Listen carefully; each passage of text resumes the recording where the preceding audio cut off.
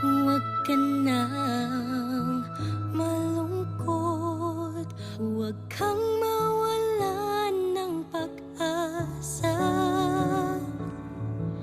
Huwag kang tumigil sa iyong laban, dahil hindi mo malalaman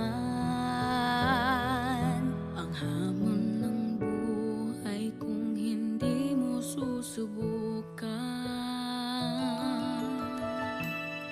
Huwag kang matakot, nandito lang ako.